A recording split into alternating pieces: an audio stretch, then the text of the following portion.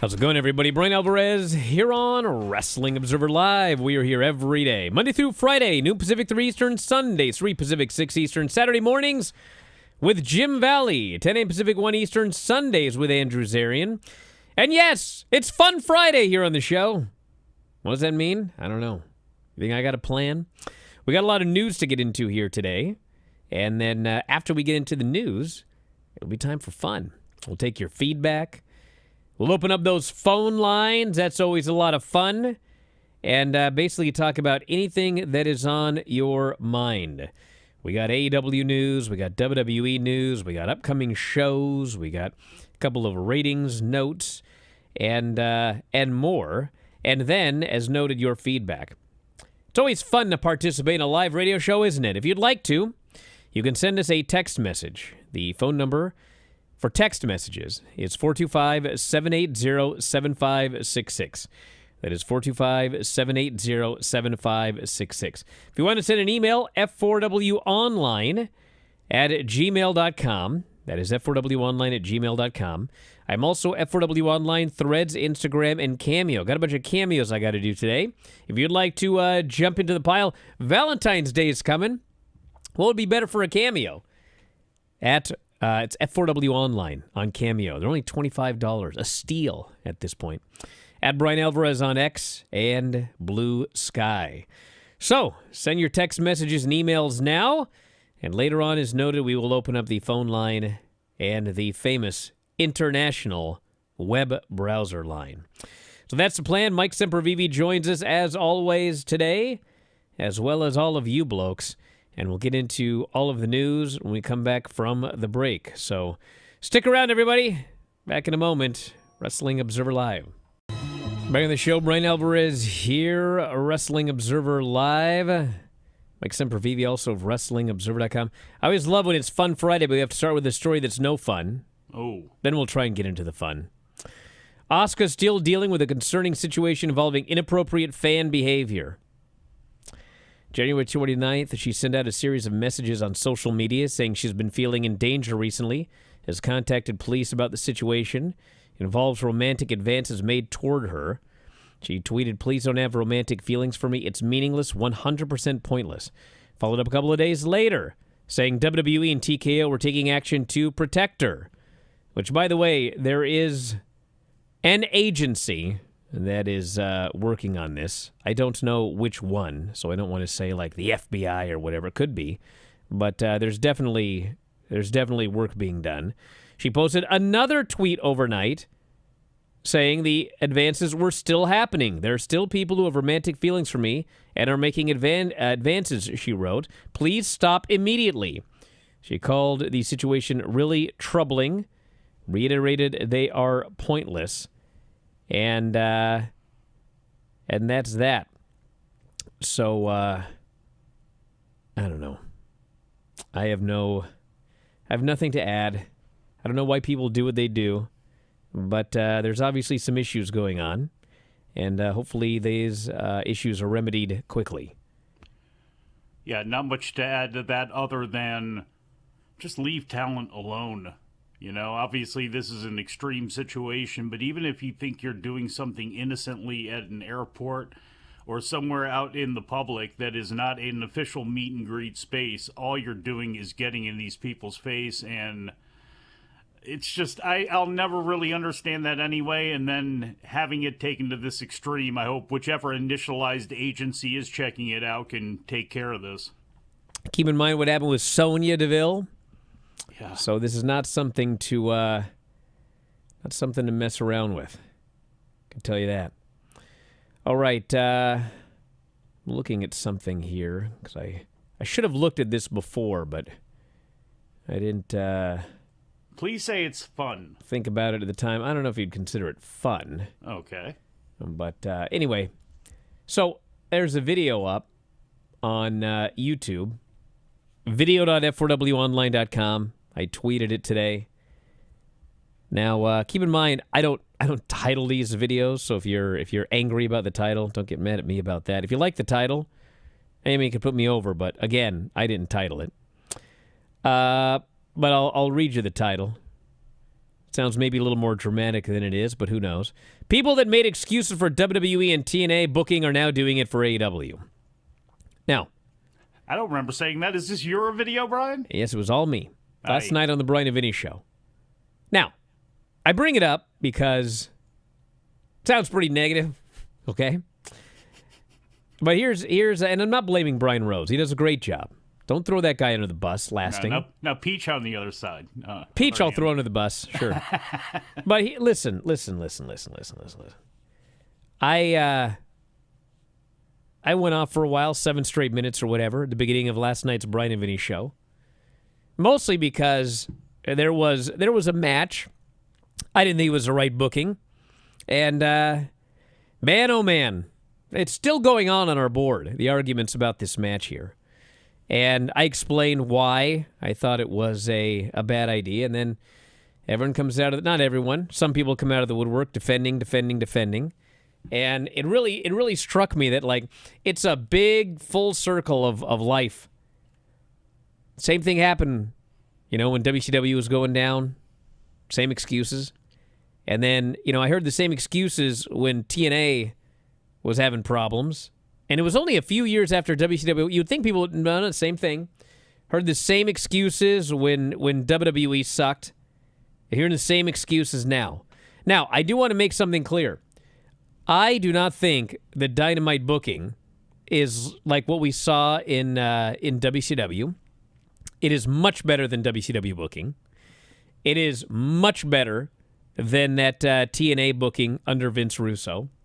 It is much better than when Vince was just completely out to lunch, 2017, 2018 through the end. I mean, whatever you want to say about AEW, the booking is way better than those periods, okay? It is. I'm sorry. It's way better. Now, it is. Now, there are things about the booking that I disagree with, okay? But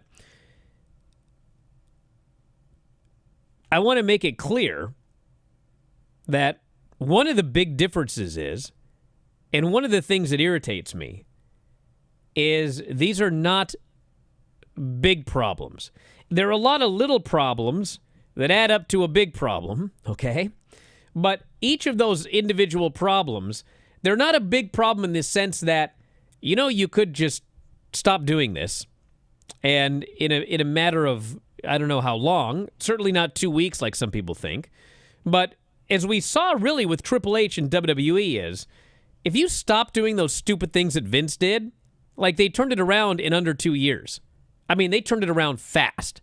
It wasn't like it needed a decade to fix Vince's 2018, 2019 booking.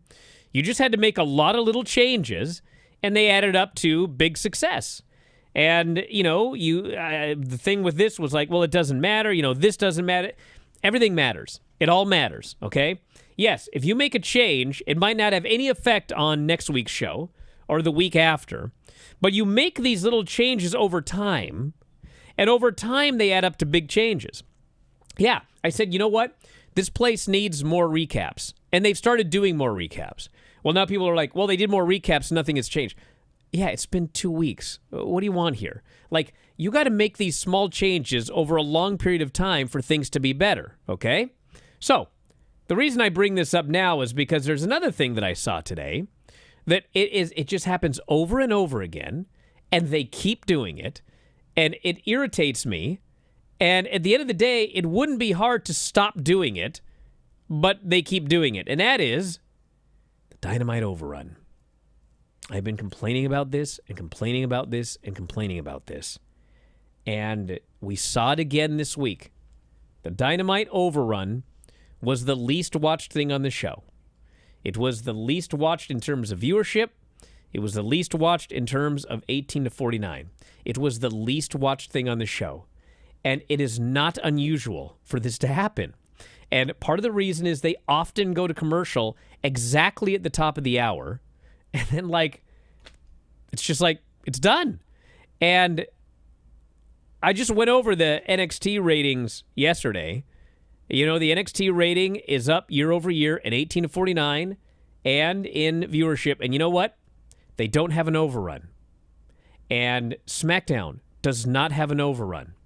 And Raw, I mean, it's on Netflix, but like even Raw, it's like it's 2 hours and 30 minutes every week. They don't even go 2:36 when they could. It's just a 2 hour and 30-minute show. I know that during the Monday Night Wars, people enjoyed the overruns.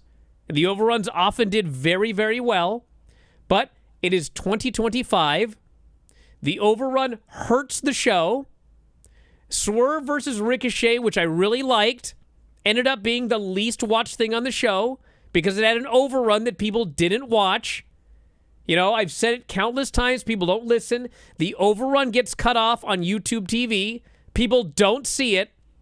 Yet every week at 10 o'clock, he's on the phone and he's getting extra time from TBS and TNT at the last minute. I don't understand why. It could be remedied like this next week. It's just like there are no more overruns. We're going to end at the top of the hour. Time the show out correctly. If your thing goes long, you're going to get punched. I don't care what you have to do. You can end on time. Collision does. Well, actually, Collision doesn't. They do the overrun too. But sometimes you can look at things, and in theory, yes, you're going to pick up viewers from the next. That's all great in theory. Or we can look at reality, and the reality is, it was the least watched thing on the show. It's not the only time. Sometimes Dave will defend it and say, well, it wasn't. It went up. He's talking about 18 to 49, but in fact, they lost a bunch of viewers during that period. It loses viewers almost all the time. So why do we do it? I don't know. But anyway, I'm going to get into fun after the break. Observer Live. All right. Just for fun, I did go through as far as I could, as quickly as I could during the break, just to find out here what we've got. And this is what I got, okay? So, All right. Between December 25th and January 6th, there was exactly one overrun that showed what I would call growth, okay? That was January 8th. Which, what's ironic about that? I think it was a Kenny Omega. I think it was Kenny Omega's return. The match that Brian Cage forgot about, or Kenny forgot that he had the match with Brian Cage.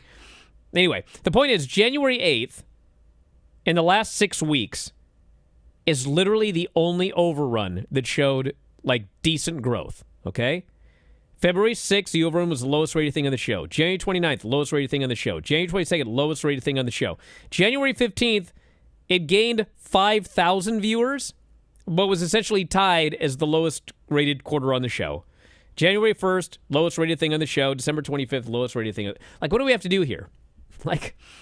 It's not good. Well, I think one of the things I think some people need to do is stop saying it gained viewers. If you're being a little disingenuous about it, in my opinion, this week, it did gain viewers. It was up 1%. It was 198,000 people, 18 to 49. So you can say, without lying, yes, the overrun did gain viewers. The problem is you started with 278,000 viewers in that demo, and even if you're only counting from the second quarter on, it's 246,000. So if you lose 50,000 people, but then you pick up 2,000 at the end, that's an issue. And again, you can say, well, hey, it's working. It went up. It goes up. But if that's what's happening, it's really disingenuous, in my opinion. And I think a lot of people do that. They look at just that green bar on WrestleNomics and go, it was up. But then you look at the rest of the deep red, and that's the issue.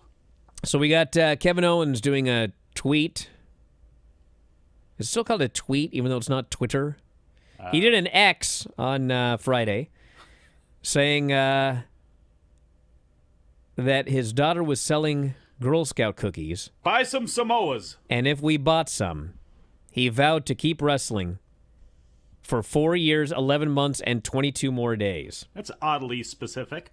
So anyway, if you haven't figured it out yet, he's re-signed with WWE. 8 days ago, I'd assume. Which I think we all figured was going to happen. He might have signed a 5-year, 2-month deal. I don't know. Yeah, that's true. So, whatever it is, it's good for him. And good for him. I like Kevin Owens. I've always liked Kevin Owens a lot. I love him. I love watching him Kevin Owens wrestle. is a great wrestler and a smart guy. Smart guy, great guy in the time. Now, granted, it's been mostly in fan type of things, so but always tremendous. And they own Quebec. I mean, for as much as AEW and other promotions would love to try to get into Canada, boy, that's tough sledding with WWE, and especially in the province of Quebec. And you have Sami Zayn and Kevin Owens.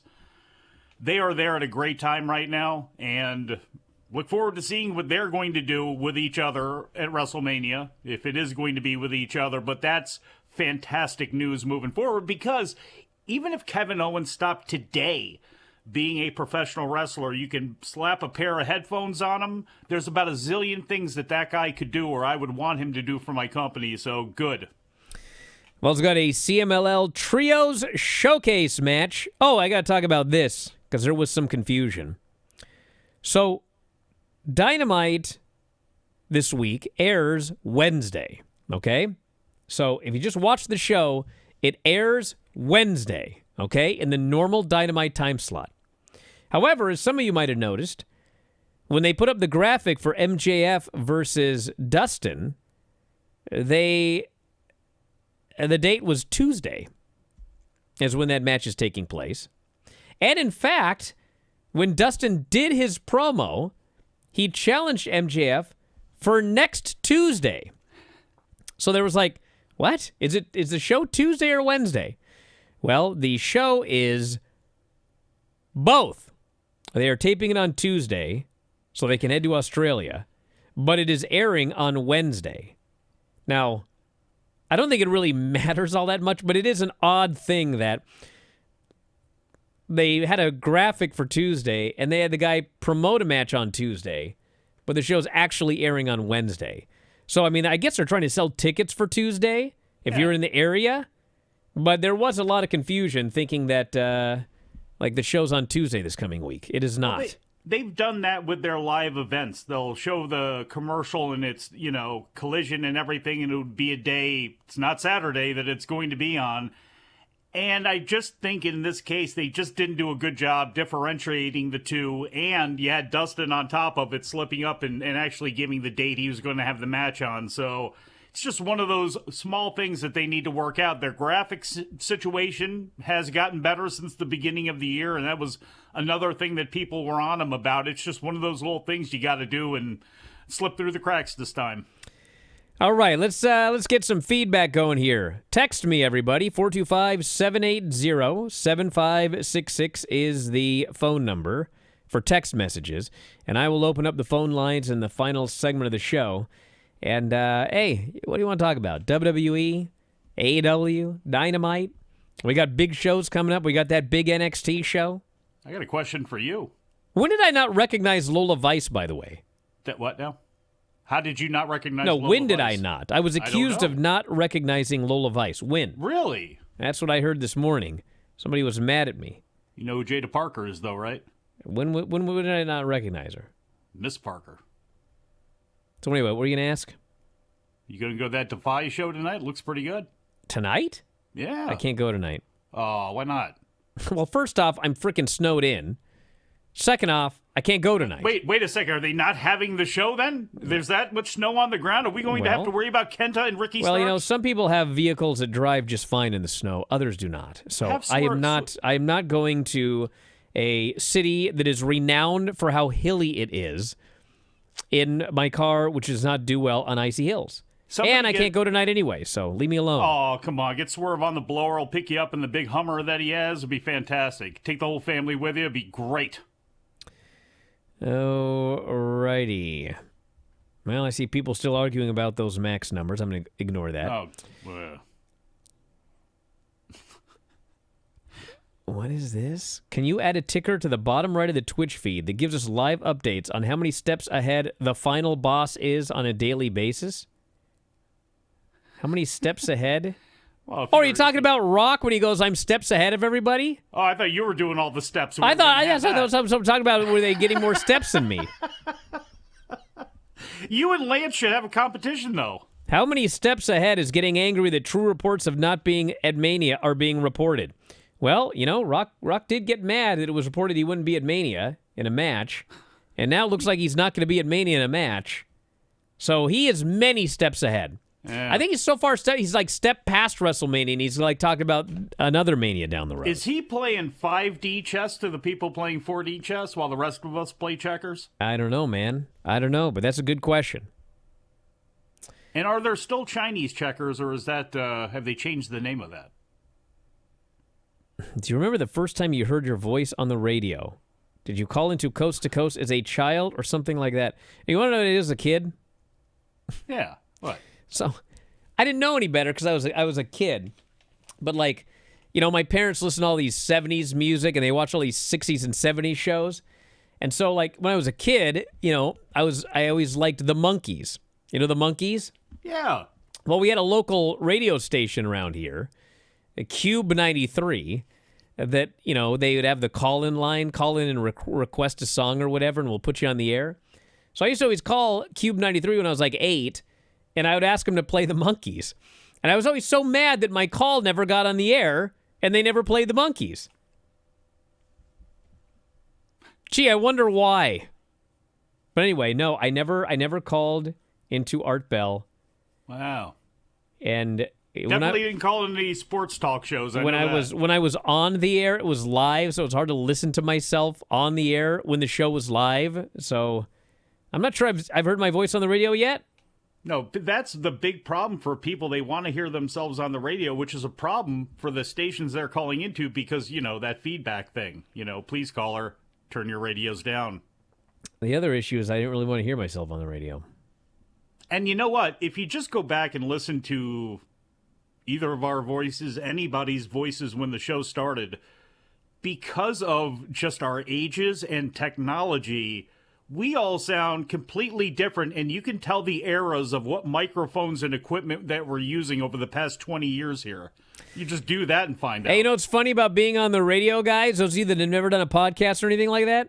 What's that? Well, everybody remembers when they first heard a recording of their voice for the first time, and they hated it. Yeah. Because allegedly, like the voice you hear in your head is different from the voice that comes across in the recording. That was concrete. Except when you've done it for a long time, it in fact sounds exactly the same. If I hear a recording of my voice, it sounds exactly the same as the voice that I hear in my head. So I don't know what everyone else is all on about. Maybe you just got to get used to it. There's a lot of voices in your head that you should probably, you know, get a second opinion on. The voice that you hear on a recording, everybody, is what you sound like. If it's a decent mic. If it's a terrible mic, it can sound a little bit different, but in general, if you're talking to a normal mic, I'm sorry, that's what everyone else hears. Tell them about mirrors after the break. I had a real weird mirror experience yesterday. Back in a moment, Observer Live. What'd that guy say about the Hindenburg disaster? You sounded like the announcer at the beginning of it. I did not sound like the man from the Hindenburg disaster. Takes a whole... What is this? I don't know. What is it? So you need an old-timey mic to sound like the guy from the Hindenburg disaster. But, Oh, the humanity. Oh, the humanity! Look at you. Oh, Hackman says, I'd love to listen to a 20-minute segment of Bryan trying to explain why mirrors flip your image left-right, but not top-bottom. Guessing you'd start with because you have two eyes. What does two eyes have to do with it? I don't know. They change how you look, Bro, though. That's the mirror flips you this way because you're looking at that way. Why would it flip you upside down? That doesn't even make any sense. And objects in them are closer than they appear. No, not always. Only sometimes. Should I do the entire show like this, like an old-timey radio show host? Oh, we can see. I do want to go to the phones because I got to hear from this person here. Because we have somebody from Australia on the international web browser line who wants to talk about Grand Slam Australia. So let's hear from Sam. You're on the air. What's going on from Australia?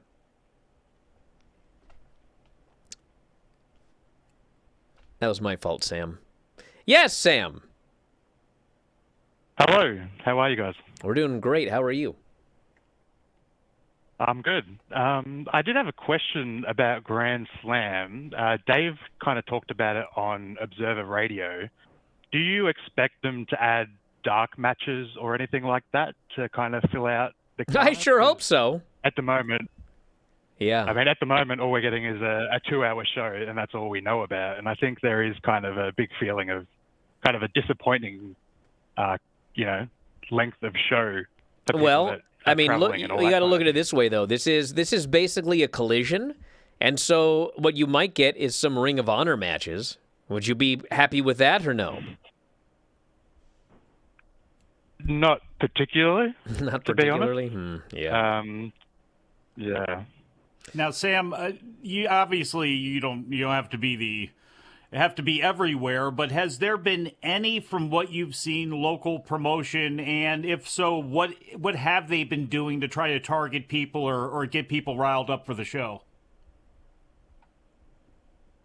There's nothing I've seen personally, but I am in Melbourne, not Brisbane, so I am traveling up for the show. They could be doing stuff in Brisbane, but I have not seen really a lot aside from emails and stuff that I am signed up. How long is it going to take to get there? Like 4 hours, I think. Oh wow, in a 4 flight. hours. 4 hours. Well, let me ask you one other question. So when they announced the show, what were you expecting as a fan? I was expecting a pretty big card, to be honest. I thought while it was still the stadium show that they would need to stack the card to kind of sell enough tickets. Obviously, they couldn't sell a lot, which is why this has happened. But I was expecting, a big card, All right. Well, thanks so much for calling in from Australia. Hope you have a fun time at the show. Hope we get some dark matches. But I will say that, it's true they never promoted it as a pay-per-view. They never promoted it as a Max special. They never promoted it as anything. No, and to be fair, Grand Slam in America has been a TV event. But at the end of the day, the fact that they booked a giant stadium, I think a lot of people, when they did that, presumed it would be a much bigger show than a 2-hour collision. So there is that. But it was never advertised as anything more than that.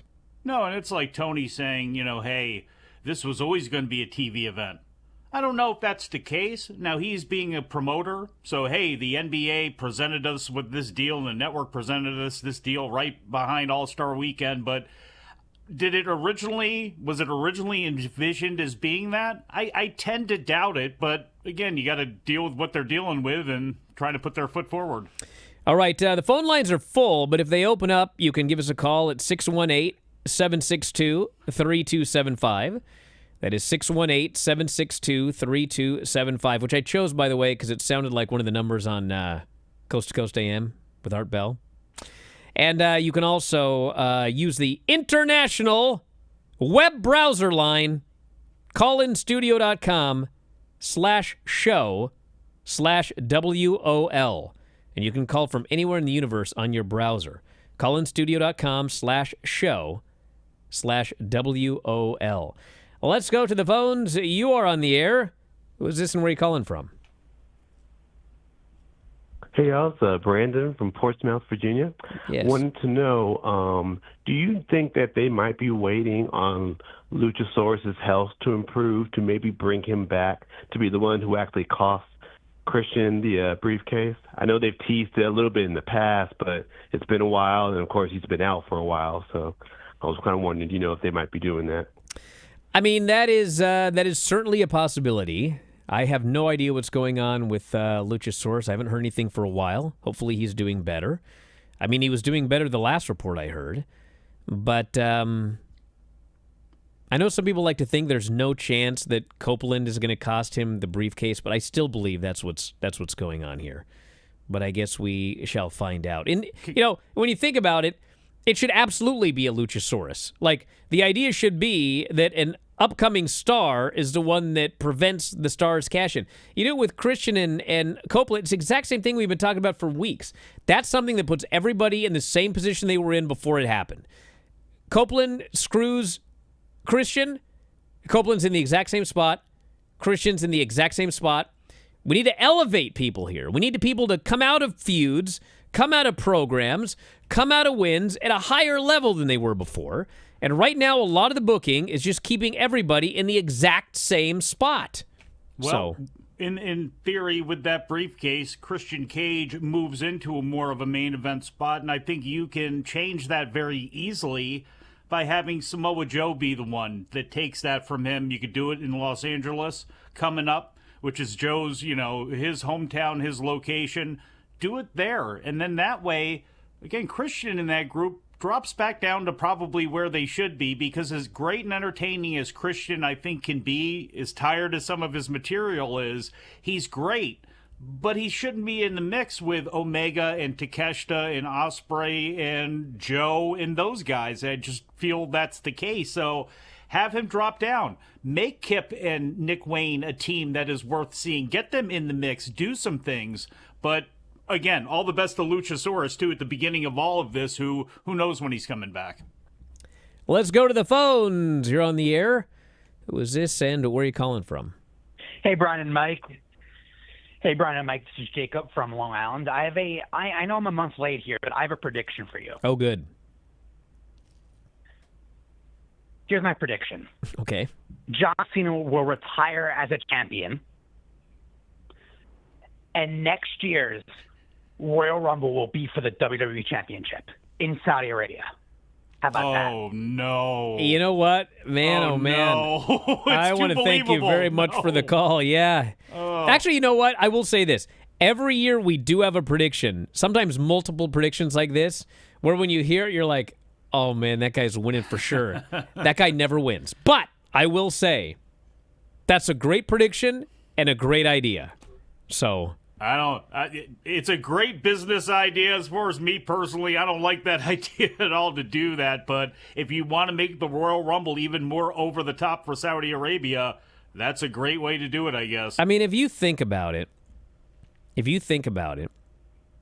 the idea of holding off that John Cena win all year, and like he fails at Mania, he fails at SummerSlam, and like he finally wins that title at like Survivor Series, and who better to give the speech than John Cena, where he just goes, I won it, I accomplished my goal, I do not need to be taking up TV time. There's so many great young wrestlers who could be fighting for this title. And so what I'm going to do is I'm going to put it up and give everybody a chance at the Royal Rumble to be the next champion. I mean, realistically, someone should beat him for the title. Yes. But I mean, I don't put it past them to do this idea. No, especially if the Saudis will go, and they could very well do this, we'll give you $10 million to have the John Cena official retirement celebration and belt passing ceremony. Like, they will spend money on anything. So, because of that reason, it's absolutely believable. I mean, we're at the point where the Royal Rumble is in Saudi Arabia. So, anything literally can happen at this point if there's bucks involved. And the other thing, too, is if you want to make a star off John Cena, it doesn't have to be beating him for the title. You could have him win at Survivor Series and then announce, like, I'm vacating the title, but I got 3 dates left, and I want to face these 3 guys. And somebody can beat John Cena in his retirement match as your big star-making moment. I mean, you can do it that way as well. It doesn't have to be beating him for the title. You can make a new star merely by beating him in his final match. I don't know if you can, you could, and there's a lot of things, an Obafemi or something, but I think in John Cena's case, yeah, you could probably make a new star, but it'll probably be galvanizing somebody else's, whether that be a Punk or a Drew or something like that. I mean, when you look at the scenario and like Carmelo Hayes right now, I don't think could have beat a John Cena, and there's no way you could talk people into believing it. So if they do decide to go that route, I will be very interested to see who's actually able to crack through into the incredible group they have now. All right, let's go to the phones. You are on the air. Who is this and where are you calling from? This is Michael from Rochester. Thank you, Bryan and Mike, for taking my call. And I 100% agree with you about your points about AEW that you had at the beginning of the show. And I also heard the argument that you and Dynamite Dave had on the Wrestling Observer Radio the other night about the tag match on AEW Dynamite. And I just it feels like to me, as someone who has read Dave's stuff since the 90s and has listened to both of you guys for over 20 years, that ever since WWE has gotten better, basically since late 2022, that Dave has become much, much more of an insufferable jerk. And I listened to that argument, and you made, like, really solid points. And instead of, like, him just maybe disagreeing with you and moving on, he just went on and on and on. And I got to give you credit because I could never put up with that. And Well, I just feel like that Dave has just become more and more unhinged the more WWE gets better and better. I don't think he's unhinged. I appreciate the call, but I don't want to... Do me a favor, call him a solo show and say all those same things about Bryan, because I agree with all of them. Oh, how dare you. How dare you. See, the thing with that argument, I don't want to get into it here because I got into it on the board, is like, Dave is right that there is a template to booking certain things, okay? But like he brings up, what's his name? Yeah, actually, it was a bunch of names. It was like Bill Watts, and they would have done it the exact same way. Bookers, like yeah, Roy bookers in the Shire, past would have booked Eddie it the Graham. exact same way. Okay. And it's like, hold on a second, okay? If you have a template that Bill Watts used, okay, the idea that you can just do that for any group of people at any time, okay? If it were that easy, every company would have tons of stars. You just copy a template. But it's not about just the template. It's like the right person in the right match at the right time. If you use the same template at the right place at the right time with the right people, it works. If you use that template in the wrong place at the wrong time with the wrong people, it doesn't work. There's no template that is universally going to work. And that template didn't work for that tag match, I thought. Back in a moment, Observer Live. Well, that was a fun Friday. Jiminy Christmas. Hey, you never know what'll happen when you open up those phone lines. That's true. That's why we open them up. That is true. Well, listen. Got a lot up on the site today. Had a Bryan and Vinny show last night where reviewed AEW Dynamite NXT. Apparently didn't recognize Lola Vice. I still haven't figured out where that was. Yeah, really, honestly. It's like a good example, by the way, of like Lola Vice is recognizable, okay? Yeah. If I missed her, it's not on me, okay? That's just the way it is. It's just the way it is. Were you able to recognize Jada Parker in those shorts standing next to the announce desk? I didn't need to because she was just right there the whole time. They actually had a segment on NXT where I was very thankful because they were doing some backstage segment and some blonde rushed onto frame and attacked somebody. Yeah. And they only showed her from behind, so like all you saw was blonde hair. And I was like, who in God's name is that? And to their credit, the announcers immediately identified who it was. And if they hadn't, I would have had no earthly idea who was that rushed in. So they should actually bring back the parking lot attack and just have it be somebody in a blonde wig, and it could be one of 78 different people that they could have a mystery around. Yes. So anyway, are we getting a new Observer Live today? Peach Machine asked a half hour ago. Can we talk about this week? Actually, we're not going to talk. What week? How many disasters we've had? Yes. Yeah, we had a lot. I still got a video of Tuesday's show somebody could put up if they want it. But the point is, I barreled on through, and here we are. We have ended Fun Friday. We finished out the week on a high note. Everything worked out. And so we look forward to a fun weekend for subscribers at WrestlingObserver.com. We'll talk to you next time, Wrestling Observer Live.